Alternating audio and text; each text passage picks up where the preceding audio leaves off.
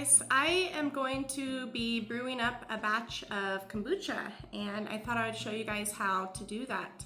My sister messaged me like a week ago. I mailed her off a SCOBY. She is going to start brewing her own kombucha, so I thought I'd make this video for her and also for you guys if you'd like to learn how. So kombucha is a fermented tea. Inside of here are a bunch of SCOBYs. A SCOBY is a symbiotic culture of bacteria and yeast. It's an acronym. Kombucha is really good. It has antioxidants, probiotics. It's really good for your gut. Each time you brew a batch of kombucha, you grow a new SCOBY with it. So I actually made this video already, but I kind of over-explained things, maybe gave a little too much information. If you're anything like I am, I want enough information to get started, and then I'll just learn as I go. So I'm just gonna tell you guys the basics of how I make my kombucha. So anyways, what you want to start with, or what I start with, is 2 1-gallon jars. One is going to be where you store your SCOBYs. It's called a SCOBY hotel. And then another gallon jar for brewing your kombucha out of. So kombucha is like $4 or $5 at the store. It's really, really expensive. It's probably like 50 cents a bottle if you just make your own. And it's so easy to do. If I could do it, you guys can do it. In this jar, I have 7 tea bags, black tea bags. Start with a ½ gallon of warm water. Get my tea steeping.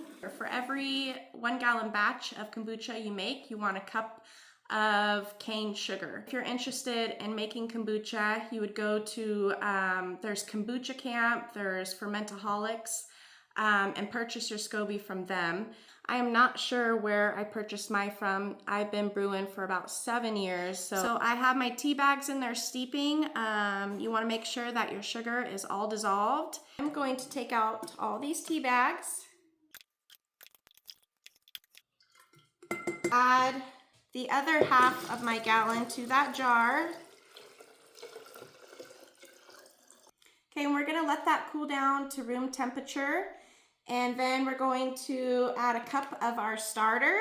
With your purchased SCOBY, you will have at least a cup of starter with it. But we need to make sure this cools down before we add our SCOBY to it. If you add your SCOBY to this hot tea, it could kill it. You're going to take your starter. I'm gonna do about a cup, maybe a little bit more. And you're going to put it in your brew. Give it a stir. I'm gonna take that SCOBY of yours and put it inside of your brew. Grab that guy right there. Okay. So they can float, they can sink, they do just different things sometimes. Okay, and there you have it. That's all there is to it. You're going to cover it up with a piece of cheesecloth. I use a rubber band to kind of hold it on there nicely. And you're gonna store that in a warm spot in your house. I keep it up in our loft, and it's always warm up there, like 70, 80 degrees. And you're just gonna leave it alone. By 7 days, you should have a new baby SCOBY growing on top. It just depends on how warm your house is. It could take only 5 days. It could take 10 to 14 days. It just depends on how warm your house is. So that's all there is to it. I'm going to show you guys now the next step. There's a second fermentation that you guys can do where they end up looking like this. And actually, I'm going to pop that top so you guys can see. Every day you want to see? Pop that top, because they can build a lot of pressure. So anyways, okay, I'll see you guys at the next clip.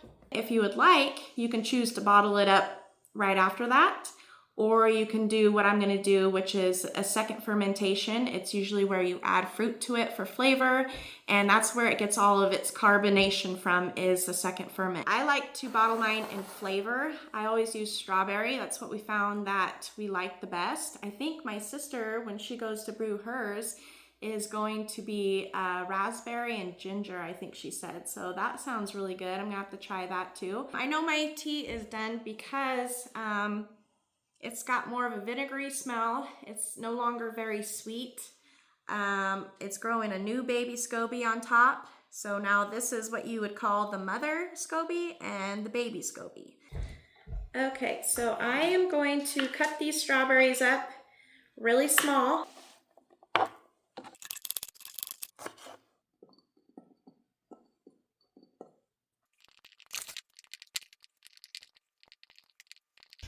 Alrighty, okay, so all my fruit is in my bottles. You see I put about that much in it. You're gonna wanna, that extra jar that you're gonna store all of your SCOBYs into, you want to make sure that you put at least a cup of your freshly brewed kombucha into that SCOBY hotel. It feeds it. The SCOBYs, so the sugar in this is not for you. It's for your SCOBY. The SCOBY eats it, and that's how it stays alive and lives, and that's what it does.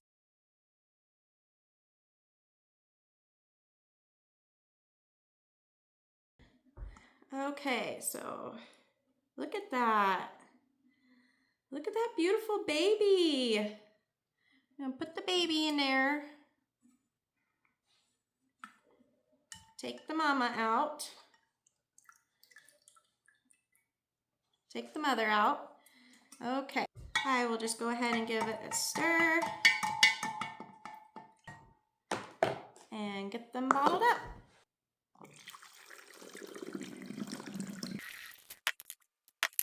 Okay, so this second fermentation is gonna go for 4 days on my counter. Every day you wanna pop the top so it releases pressure, otherwise they could explode.